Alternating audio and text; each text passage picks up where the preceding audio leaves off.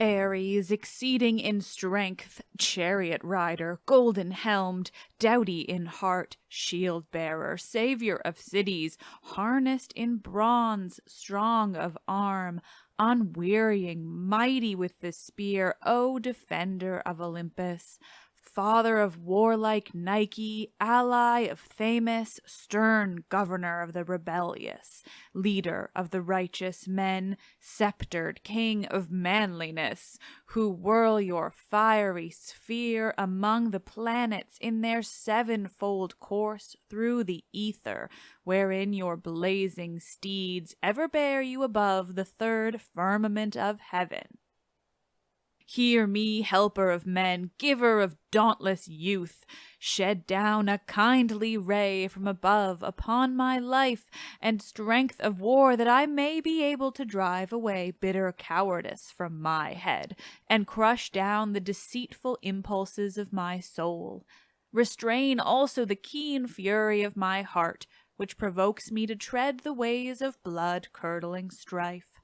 Rather, O blessed one, give you me boldness to abide within the harmless laws of peace, avoiding strife and hatred and the violent fiends of death.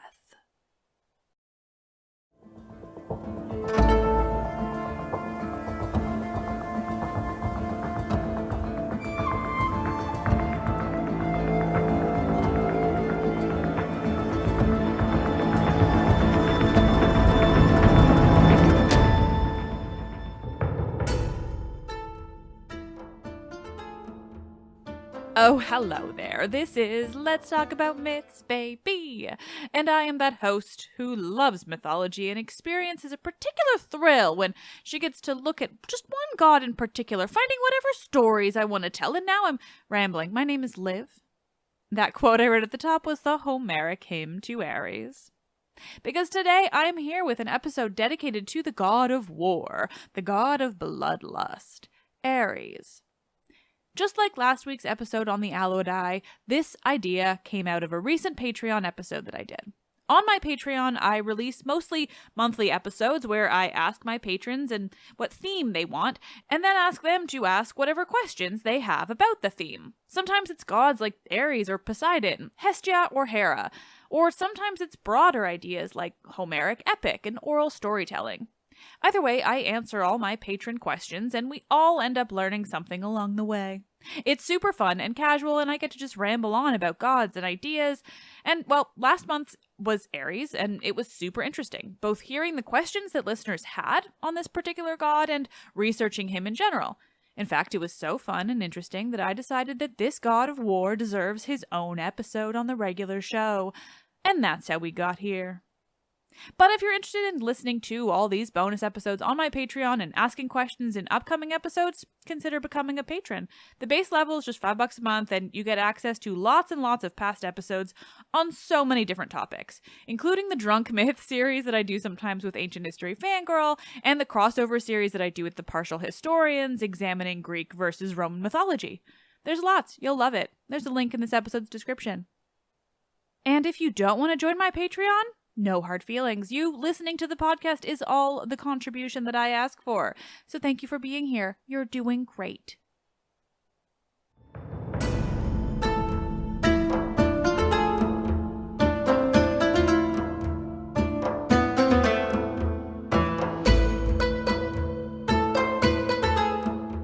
This is episode 182. For the god of bloodlust, he's kind of a softy. Stories of Ares.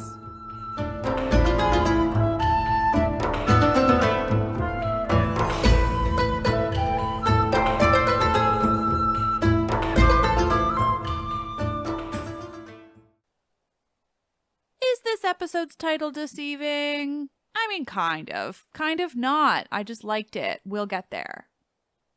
For the god of something so visceral and violent, Ares is one of the quieter men up on Mount Olympus.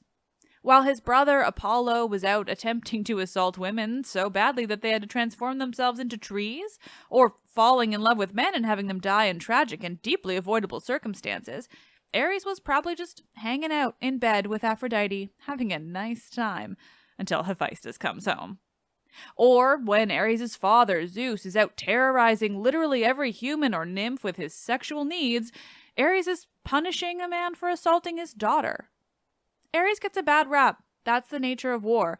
But he's a fascinating character with far more complexity than you might imagine. So let's start at the beginning.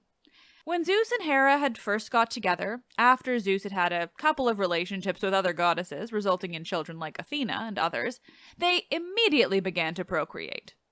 I'd say this is a duh because Zeus moment, but mostly it's just because the stories at this stage are primarily concerned with populating the divine world and Mount Olympus, so it only makes sense that the kids get started early. So Zeus and Hera become the parents of 3 children. Hebe, a goddess of youth who will go on to marry Heracles when he becomes a god after death. Eileithyia, a goddess of childbirth who tags along at every birth on Earth. And Ares, the god of war and bloodlust, among a handful of other war-related concepts. That Ares is born alongside these 2 goddesses is interesting in itself. There isn't anything to differentiate him from these harmless, even life-giving concepts.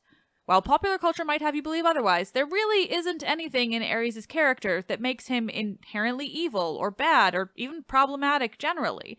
He's just the god of a necessary evil, war. But that doesn't mean he's always out there doing good either, just that he isn't evil or violent in nature when he's not at war. Much like how Hades is often made the villain for the simple fact that modern humans fear death, Ares is often depicted as a villain because of the modern hatred of war. Like most of the gods, we don't have any stories of Ares' childhood, and in fact, he isn't a part of many detailed stories at all. But the one he is a part of is famous and deeply, deeply fun. I've told you all the story of Aphrodite and Ares' affair before, but I will recap it here. One of the main things we know about Ares is that he loved Aphrodite, and Aphrodite loved him back. It is such a rare notion in Greek myth that I personally hold on to it tightly. But as you'll also remember, for all their love, Aphrodite was not married to Ares. She was married to Hephaestus. But not for lack of Ares' trying. See, when Hephaestus was trying to get back at his mother, Hera, for throwing him off Mount Olympus, he built her a throne. He built her a beautiful, incredible throne that she was immediately keen to sit on. It was fancy as fuck. Hephaestus makes all the fanciest things, after all. But as soon as she sat down, the throne transformed and trapped her there. No god could free her, and soon Zeus was calling upon all the gods for a solution to his imprisoned wife. He eventually promised Aphrodite in marriage to whoever could free Hera. Aphrodite and Ares both figured it would be Ares. And this has to be one of the only times, aside from her affair with Anchises maybe, where Aphrodite isn't in full control of her sexuality, where she's lacking in agency. Because, well, Ares tries to free Hera so that he can be with the woman that he loves, but he can't do it. The only one who can free her is Hephaestus himself, and he finally gets that idea that if he just frees Hera from his own invention, he will get to marry Aphrodite. Surprise, surprise, though, their marriage isn't a happy one, and she famously has an affair with Ares that gets noticed by the sun, Helios, as he flies over them one day. Hephaestus then traps them in a net, or chains, and calls upon the Olympians to witness their embarrassment. That story appears in the Odyssey, and I've told it to you all before. I love it. If you want to look back on my Aphrodite episodes, it's listed in the episode's description. It's a good one. I've also talked about it in Hephaestus' episode, where we get a new kind of context to his character. I've linked that one too if you want to listen. Still, this is about Ares, and my point is just that, well, Ares loved Aphrodite, and she loved him back. They weren't together officially, but they were very together unofficially. While Aphrodite had no children with her actual husband, Hephaestus, she did have at least 3 with Ares. Together, they had the children Deimos, Phobos, and Harmonia. And according to a few sources that apparently live in my head as canon, they're also the parents of Eros. I'm not sure why I always think that that's more confirmed than it is, but I always do. We're going to leave him out today, though, because their confirmed children are Deimos, Phobos, and Harmonia. Deimos is the god who personifies terror, and Phobos is a god who personifies panic. Together, they're essentially just gods of fear. And their sister, Harmonia, the goddess of harmony. So together with their parents, the gods of love and war, they make up quite the family.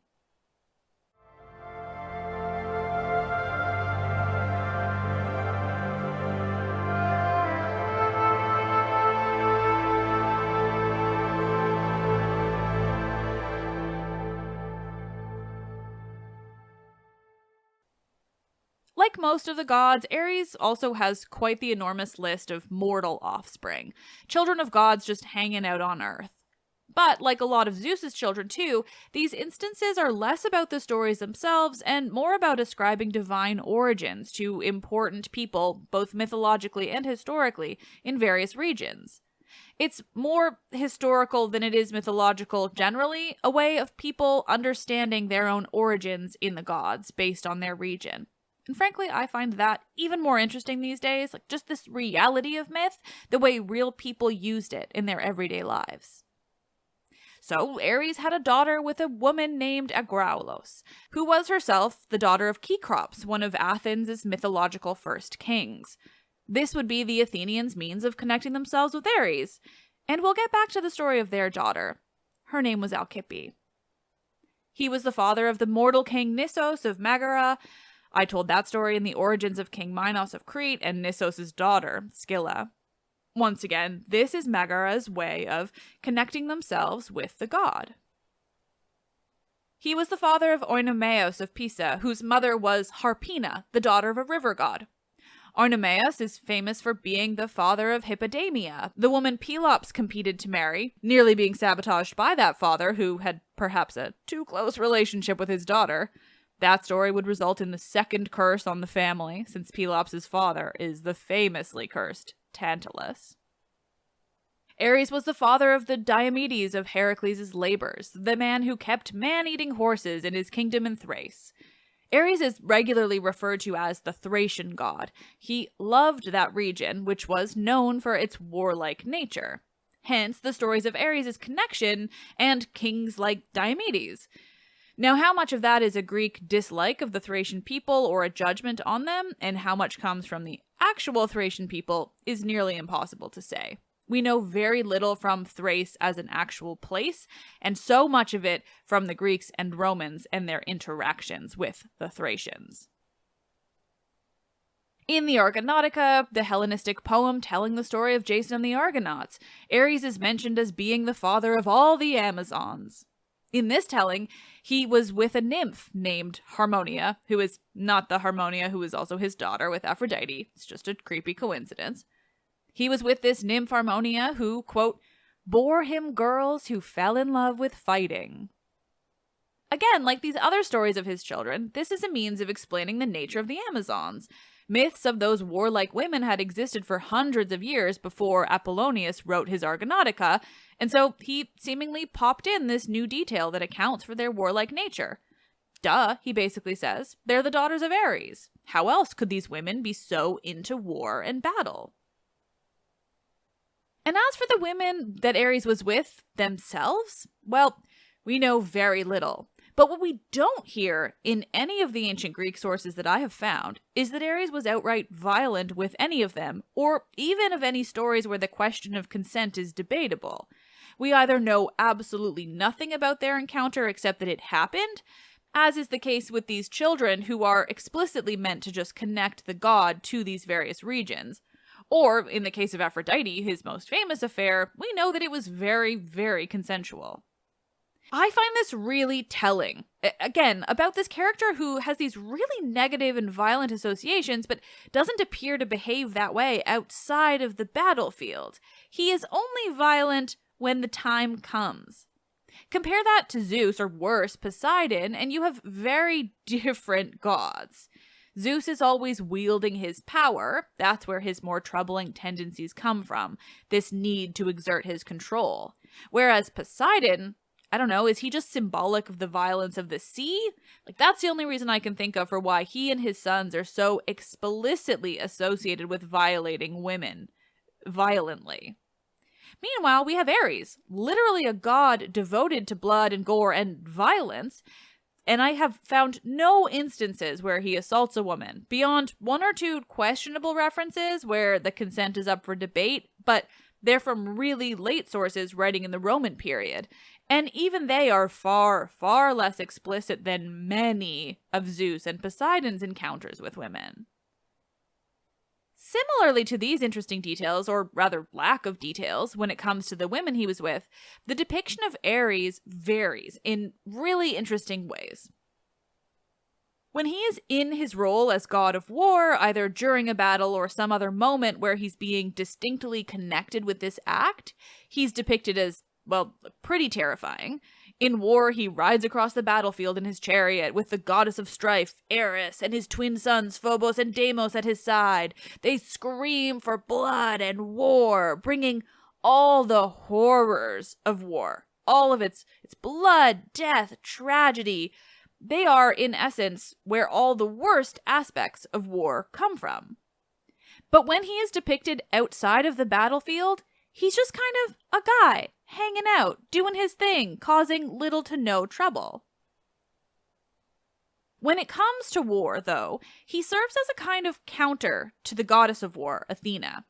One of the most common questions about these two is how their roles in war are distinguished. Athena is the goddess of wisdom and warcraft, whereas Ares is the god of war and bloodshed. In the simplest terms, Athena is the goddess of strategy, the brains behind the war, and Ares is the god of the horror, the violence of the war. That's why Athena is so much more popular as a goddess, so much more broadly respected and worshipped. The Greeks didn't glorify war, and so their opinion of Ares reflects that. They had a healthy respect for him, a healthy fear of what he could and would bring with him, but they didn't seek him out. They might worship him or sacrifice to him if war was imminent or already happening, but this was used very specifically and is not mentioned in too many sources. This is likely because of everything I just said. If they're intentionally not glorifying war, then why record when you have to worship or sacrifice to Ares? So it's possible it happened a lot more often, because if you have to do it, you're probably at least not going to bother writing it down in the history books.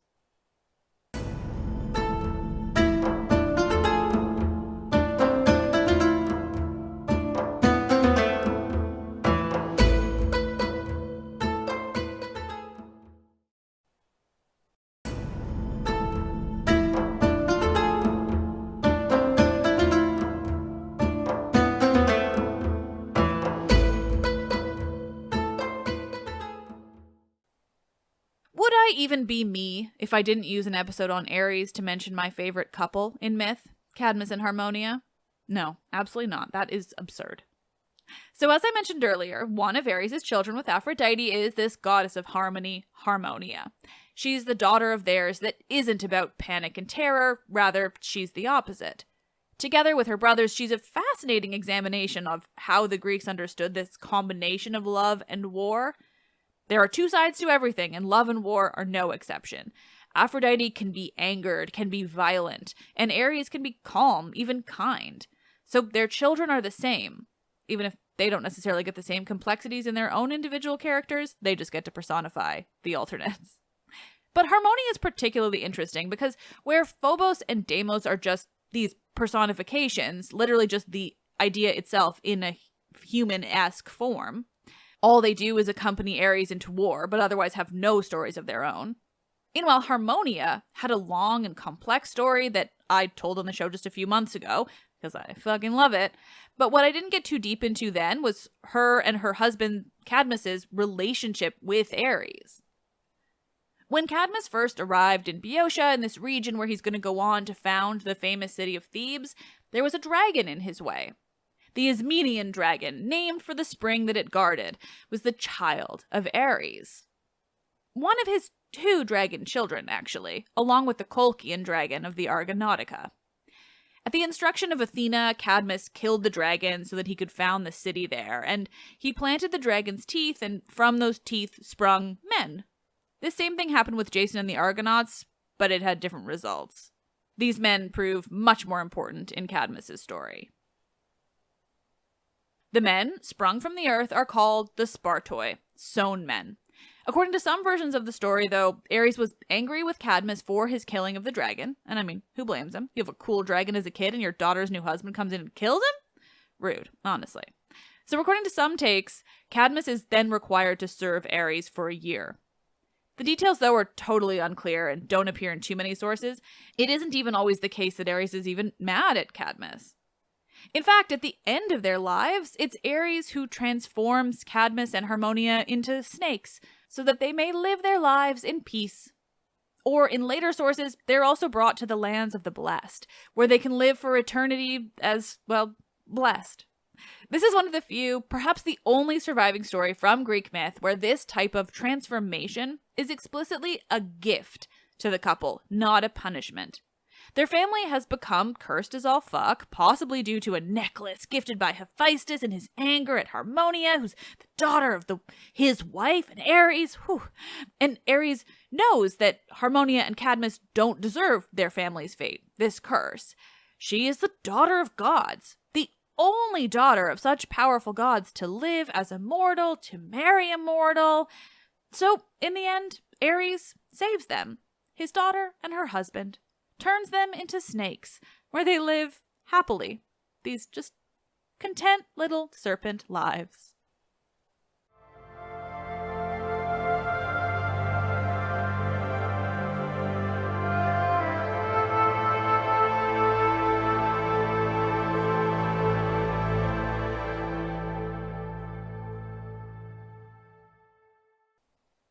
There's a hill in Athens, just below the Acropolis, called the Areopagus. If you're visiting, you can also buy a beer from the concession, climb up on that hill, and look out at the beautiful view of the Acropolis. You might even be like me and Jenny Williamson of Ancient History Fangirl and name that hill Beer Hill, before realizing that it is the famous Areopagus. Or you can just listen to me tell you the two stories given for why it is called the Areopagus. One version comes from the playwright Aeschylus from his play The Eumenides, about the trial of Orestes after the murder of his mother, Clytemnestra. Aeschylus says, quote, "And this hill of Aries, the seat and camp of the Amazons, when they came with an army in resentment against Theseus, and in those days built up this new citadel with lofty towers to rival his, and sacrificed to Ares, from which this rock takes its name, the Hill of Aries." So in this anecdote from Aeschylus, the Hill of Aries was named, or rather dedicated, by the Amazons when they waged their war against Theseus for his abduction of their queen Antiope. They built their own citadel there, in Athens, right at the base of the Acropolis, just to really show Theseus how powerful they were. It's badass. The other version of where the hill gets its name is a little more tragic, but also seems to be much more of a regional story passed down over generations, one known by the people. And that's because it appears in Pausanias, who wrote about the history and culture, the stories of Greece, by traveling all around, asking the locals for their story. He was writing very late, like during the Roman period, but because of how he did his work, we still get so many smaller regional details, even stories from people who might never otherwise have their words recorded in any way. Just everyday people, or even women, or possibly even enslaved people, who would have given us myths that we wouldn't otherwise hear of, or mythological characters connected to certain regions we wouldn't otherwise know about. That's a tangent, but I'm having a real thing for Pausanias right now. Anyway, Pausanias, when he's writing about Athens and speaking with the people of Athens and Attica, asking for their personal stories and histories, he tells us a story of Ares and one of his mortal daughters, Alcippe, who I mentioned earlier. Alcippe was assaulted by a man named Halrothios, a son of Poseidon. Surprise, surprise. When Ares found out that his daughter had been assaulted by this man, he killed him. He was then put on trial for this murder in Athens, and on that hill of the Areopagus, he was acquitted. Near this hill is where, essentially, the courthouse of Athens was, and so the name Areopagus also refers to that governance, that governing body, where people were put on trial for, among other things, homicide. So we get this etiological myth of Ares and his acquittal, and it has an even stronger history. It's directly connecting to the actual governing body of classical Athens. Plus, it has to be one of the few stories of a father exacting this kind of revenge for a crime committed against his daughter, and that it's Ares against a son of Poseidon is so symbolic. As I always try to remind you, it's Poseidon and his sons that tend to be the most violent against women, whereas gods like Ares and Hades are the ones who get the bad rap in modern reception, just because what they represented feels scary now. I'm going to leave you today with a few fun anecdotes that we have about Ares. There was a long-standing tradition that at the very first Olympic Games, the gods themselves participated, and so they gave the games their name and their importance. One might think that someone like Ares would reign supreme over other gods in contests like the Olympics, but this is another fun instance of wrapping your head around how the Greeks understood Ares, and thus how they understood war. They didn't glamorize war. They didn't glorify it. And so they didn't glamorize or glorify Ares. He was just a part of the whole, the god of the necessary evil that was war. And because of that, well, he couldn't even beat Apollo at boxing. Herodotus, the so-called father of history, writing his histories of the region in the 5th century BCE, said, quote, Zeus held the games in honor of his victory over Kronos. The record of victors include Apollo, who outran Hermes and beat Ares at boxing. And then, 700 or so years later, once again we have Pausanias traveling Greece and asking locals for their stories.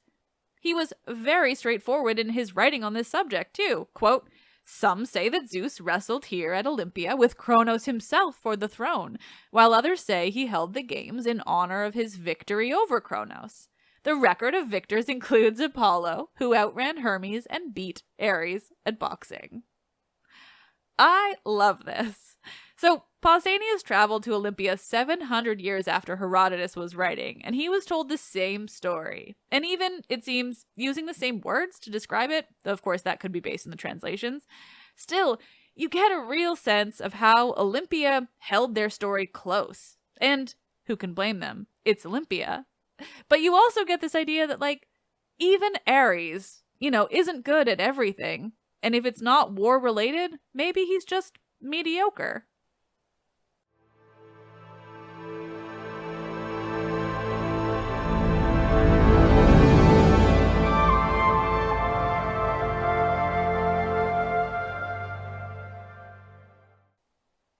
Nerds, thank you for listening. Ares is such an interesting character. He's really lacking in distinct stories beyond the ones relating to Aphrodite, but he features into such smaller anecdotes and epics in such interesting ways. He's screaming for blood on the battlefield of the Iliad, and then he's losing a boxing match to Apollo, of all people, at the Olympics. He's the father of warlords and also the goddess of literal harmony, gifting her and her husband with eternal peace when their time came. He explicitly was unable to win Aphrodite in marriage, no matter that both of them actually wanted to marry each other, but he stayed with her even once she was married to somebody else. You just know Zeus would never. He could not handle that blow to his masculinity. But here's Ares being like, I love her. That's all that matters. I'm really glad I got to do this deep dive into all the little bits and pieces of his character. I think it adds so much to our understanding of him as a god, but also our understanding of the ancient Greek people, their priorities, and how they understood the horrors of war. They didn't blame Ares for those horrors, even though he was the cause. Instead, they gave him this character that appears to be able to compartmentalize.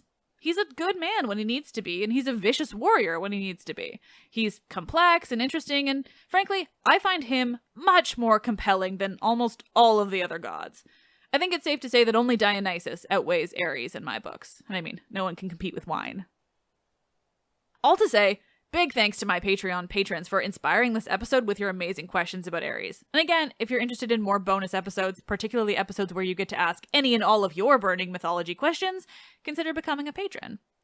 And with that little plug, I will just leave you with another 5-star review by one of you amazing listeners. I love you all for these reviews. They mean the whole world to me. This one is from Mills ACC in the States and is titled Best Mythology Podcast Out There. Was just recommended by a friend, and oh, have I been missing out. The perfect blend of wit, humor, and sarcasm. Oh, your storytelling is top-notch. Plus the lighthearted element these have to them, and your soothing voice smoothly taking out all the misogynists. Perfect way to de-stress after a long day. Thank you for your service. I absolutely adore listening to this podcast. Thank you. I really love to hear that. That one made me extra happy. I love to hear that I'm succeeding in smoothly taking out all the misogynists. Let's Talk About Myths, Baby is written and produced by me, Liv Albert. Michaela Smith is the Hermes to my Olympians and handles so many podcast-related things, from running the YouTube to creating promotional images and videos to editing and research. Stephanie Foley works to transcribe the podcast for YouTube captions and accessibility. The podcast is hosted and monetized by Acast. Thank you all for being awesome. I am Liv and I love this shit so damn much.